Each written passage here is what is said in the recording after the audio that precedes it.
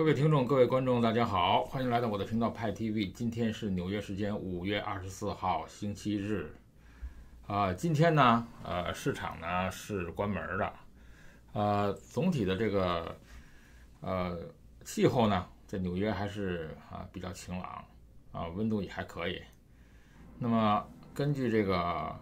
纽约市的最新的这个死亡人数的数据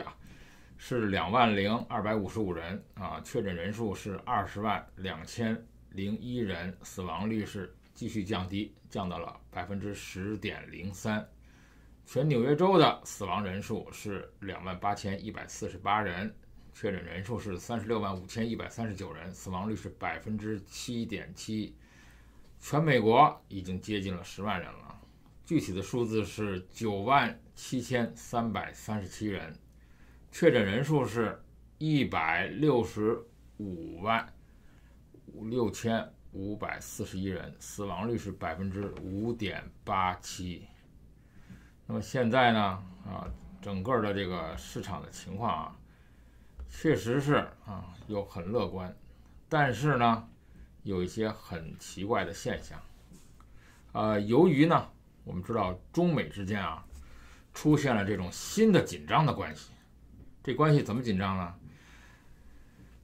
当下呢，我们知道各个国家之间的货币它们本身之间有一个避险和反避险的关系。那么现在呢，由于这种紧张关系呢，提振了对于避险货币的需求，所以呢，导致什么欧元离岸人民币和大宗商品的货币下跌，所以美元其实是在周五的时候是攀升的那么川普他曾经表示说，那么美国将会对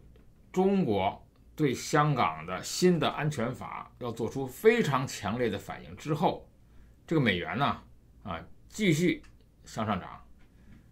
那么美元继续涨，那么尤其是在现在冠状病毒流行期间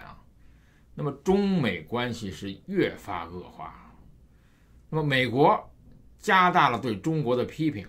把它完完全全归咎于对于病毒传播的无能。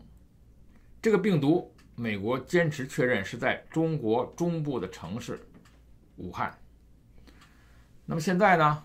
美国采取行动，向中国的这个电信技术的制造商华为要停止它的芯片供应。美国参议院也通过了一个法律，这个法律是阻止一些中国的公司在美国交易所上市。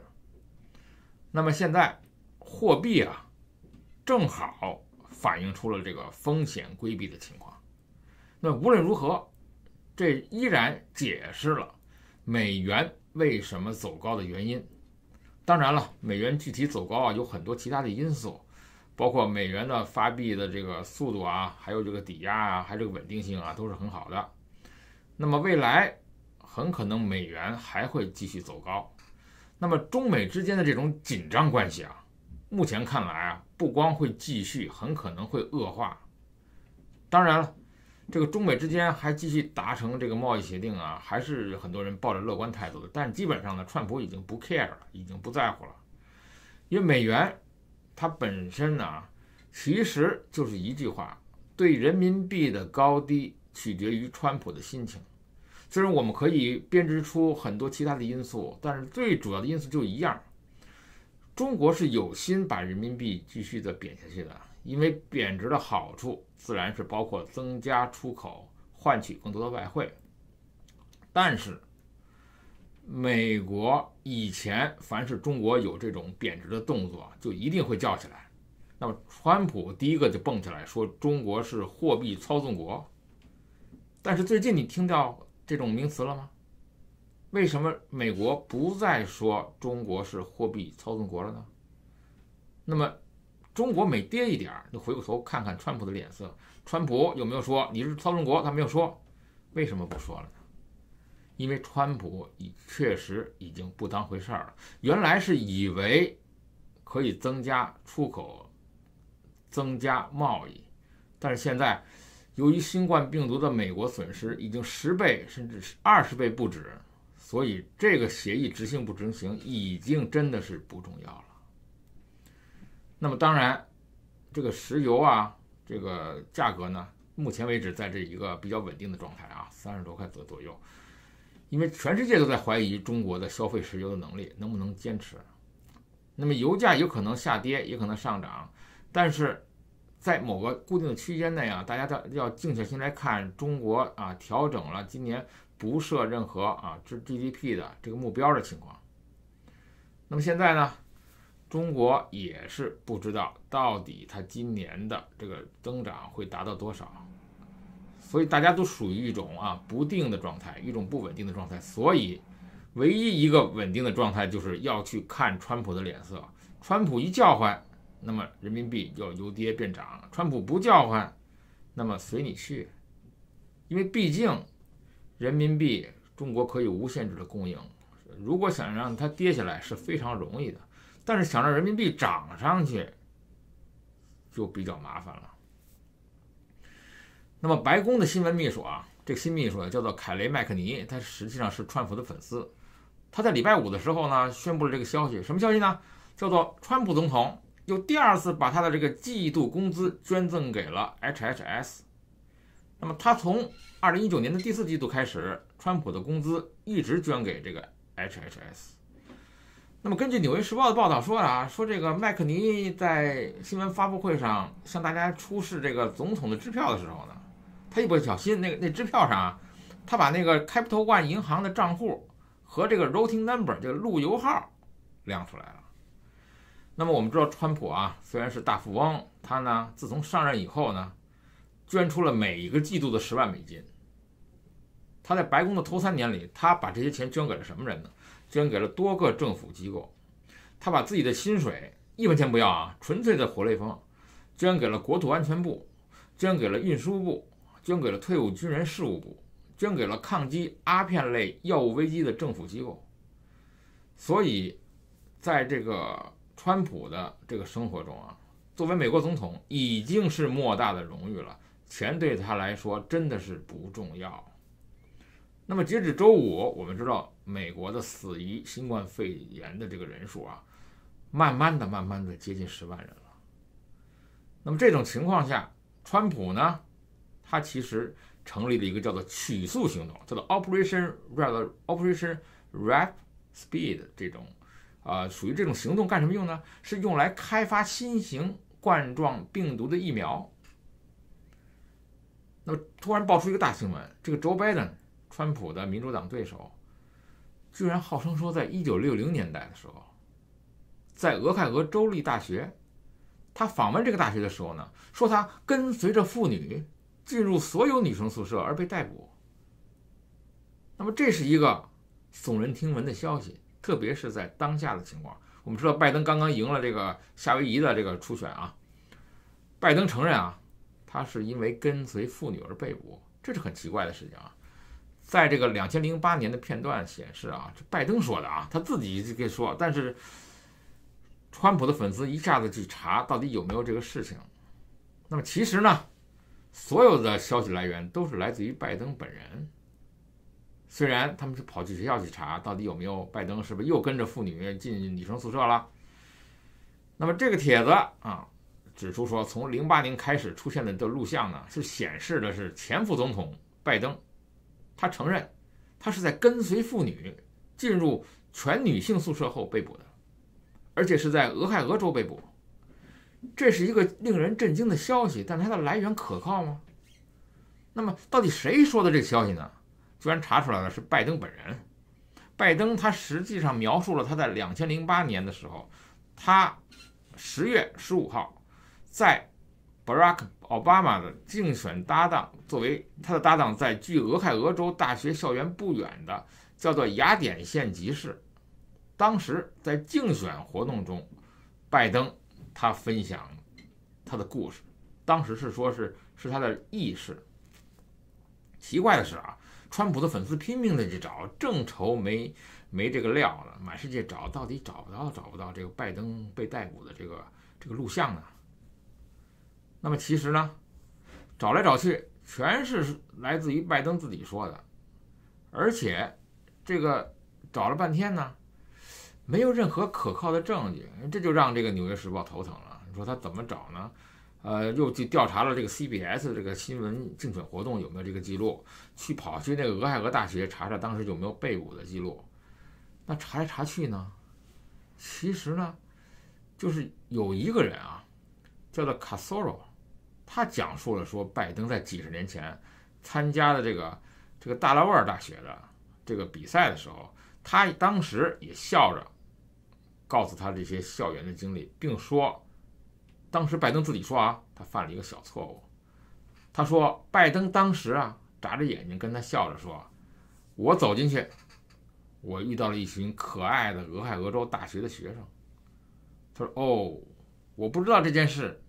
我也许不应该在国家电视台上承认这一点，因为当时我会透露我已经是60岁了。”哦，他说：“我只是对年轻人说啊。”我遇到了2个年轻的女人，他说为什么不呢？说我马上回来，我说好跟你一起去的啊。但是这个性质啊，虽然大家正是一头雾水，因为拜登正在陷入这个塔拉里德的对他的指控中，那么是不是拜登有过去的黑暗历史呢？当然了，拜登说，我向你保证。我从来没有违反过啊，去过2楼，我只在1楼待过，那女生宿舍的1楼。那么这只是一个临时的拘留所。那么他说，我就记得这个雅典这个地方，这雅典是指这个美国的雅典啊，不是这个希腊的雅典。当然了，这个 CNN 呢，美联社呀，就开始到处挖，找到这个独立学生报纸叫做《邮报》的账目中，它也显示了啊。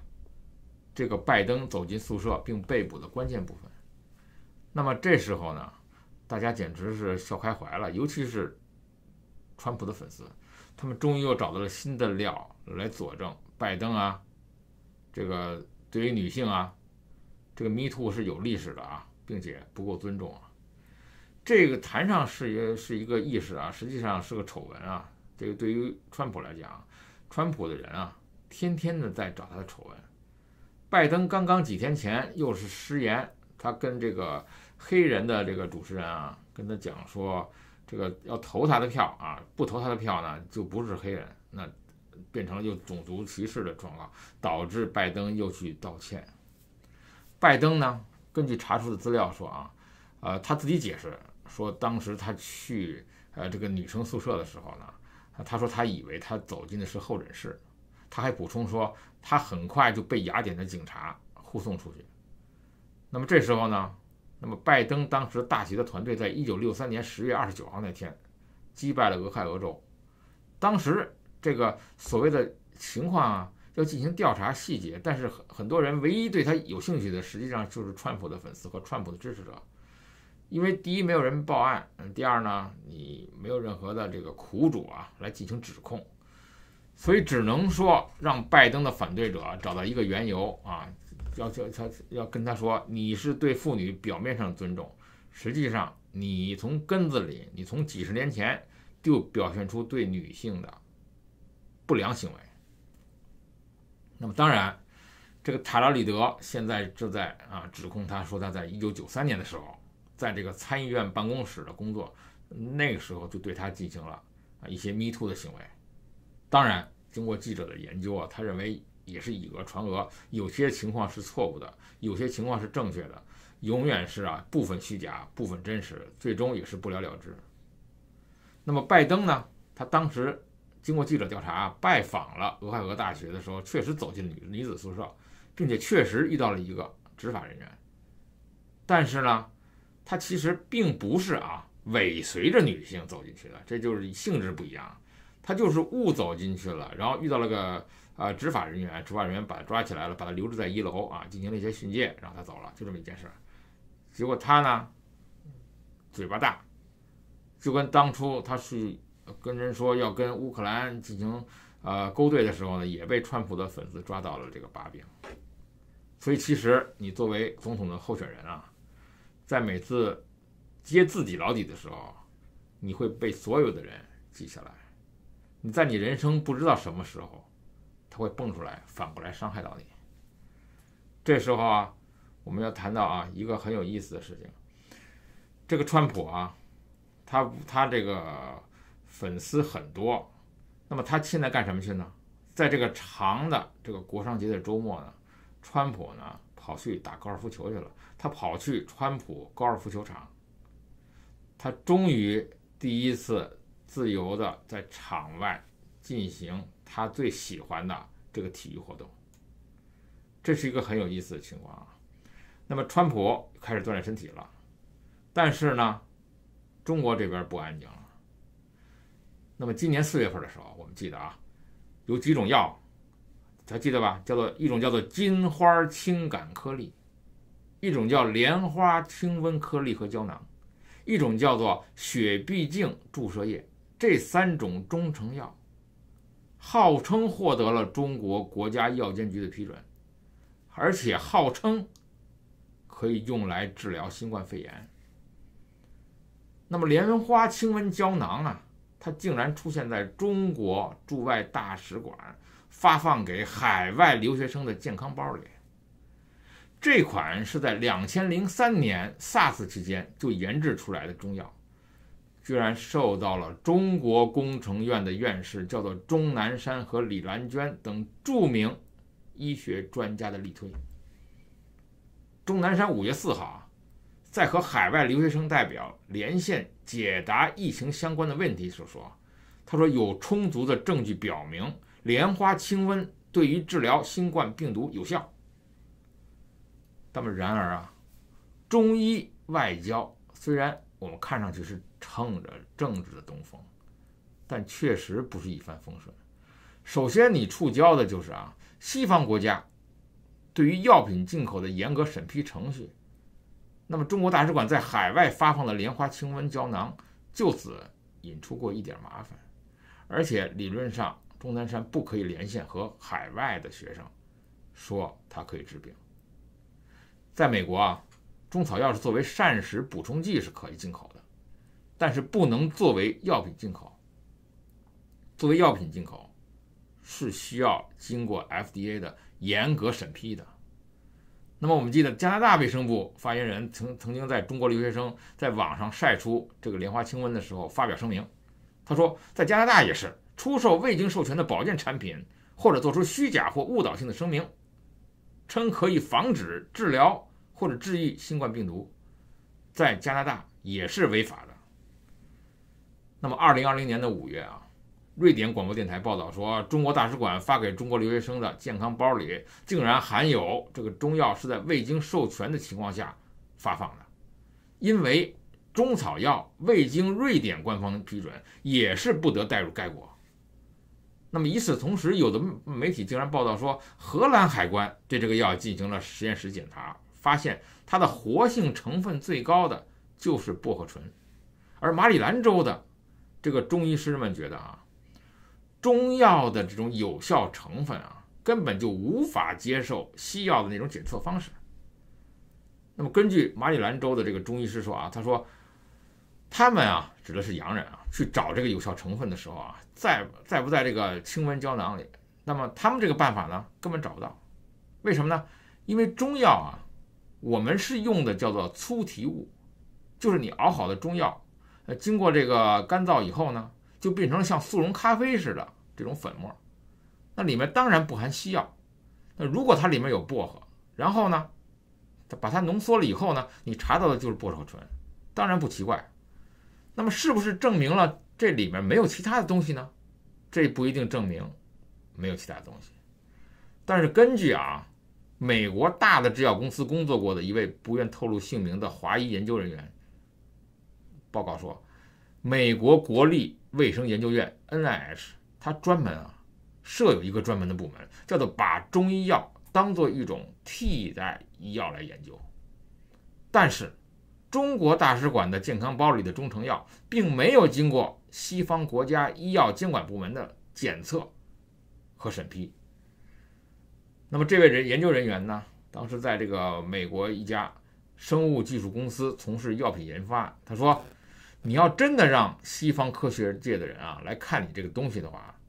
人家首先要看什么呢？首先要看你是不是经过了测试，里面的成分是什么，是不是安全，这些东西还很重要。你因为要把它当成药来吃，那么这个华医呢，当时他在中国学医的时候呢，他知道中医是很重要的一部分。你要想当中医的话，你要经过几百个小时的课程，还包括了什么中医理论啦、汤药啦、针灸等等。那么中医啊和西医最大的区别在于中医是经验性的东西，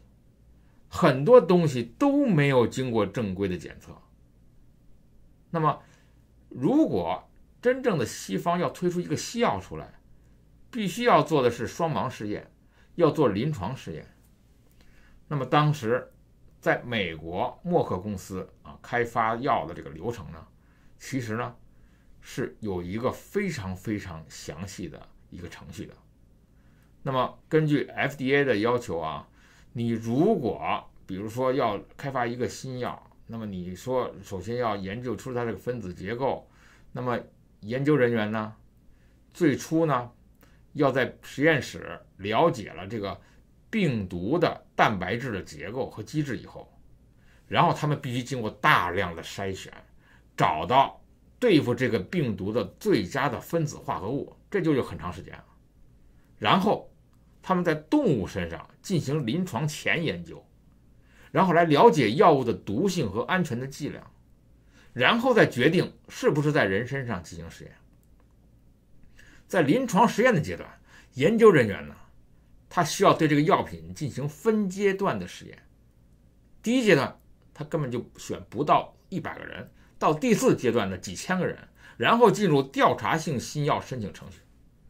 之后，他们才向 FDA 递交新药申请，而 FDA 需要大约1年的时间来审核所有的材料，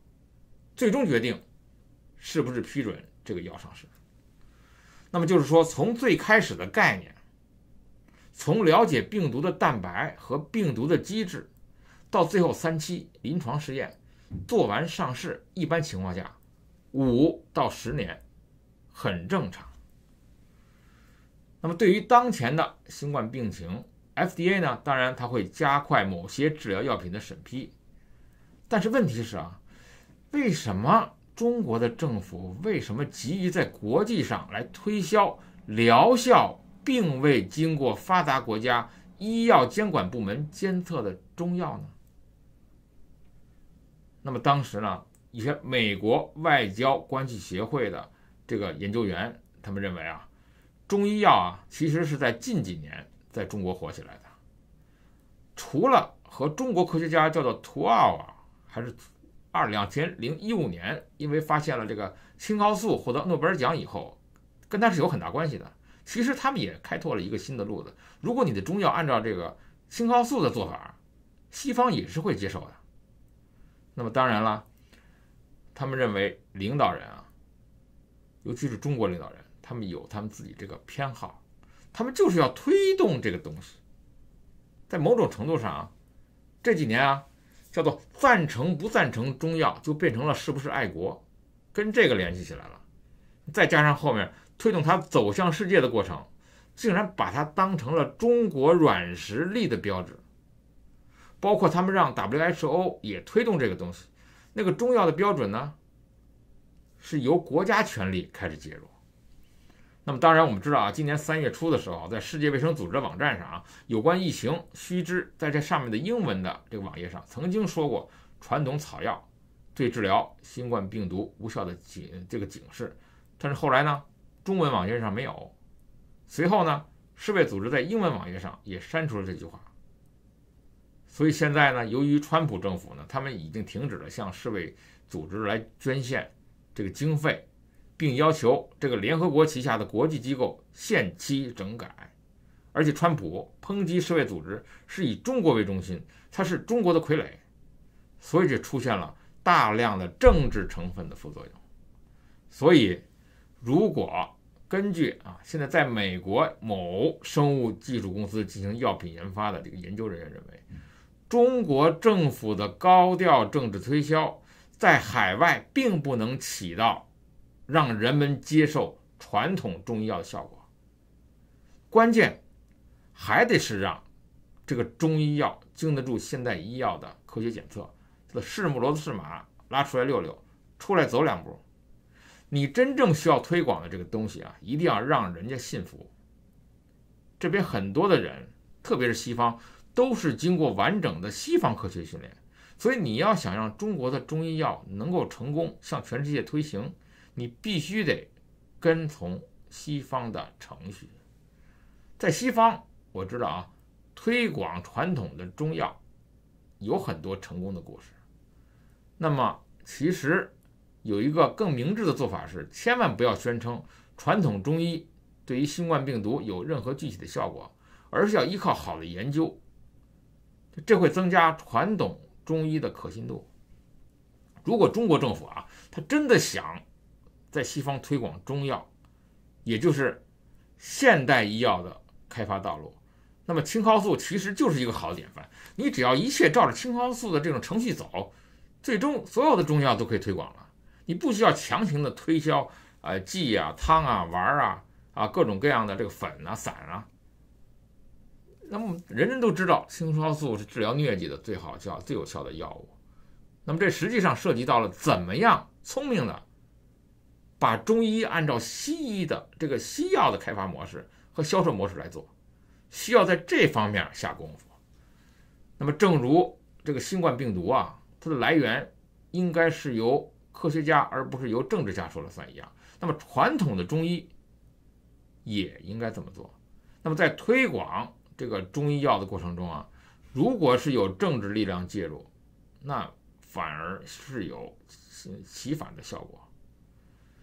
所以很重要的是啊，在你推销所谓的中国的中药的时候，不要再掺入任何政治作用，不要介入国家的力量，老老实实的按照西方研发西药的程序，然后最终你肯定会成功嘛。因为中国的药有这么多种，你测100种，有1种成功了也是成功嘛，有1000种，有10种成功了也是成功嘛。所以中国的政府在新冠问题上，它已经完完全全的失去信用了。它导致它伤及了被它大力推销的中医药的信用，所以中国政府没有信用，导致中药没有信用，导致中医受到歧视，这是连串的。所以当中国人在海外说中医多么多么好的时候，真正相信的只有一件事，洋人相信的按摩，什么拔罐啦，什么针灸啦，这些东西在某些美国的城市里是可以拿到执照的。所以真正有效的，包括操作的，包括药品啊，照着洋人的程序走，照着洋人的这个检测程序走，实验的程序走，最终你这么多的中华医药这么博大精深，肯定能出几款被洋人承认的中药。派 TV， 欢迎订阅，我们明天见。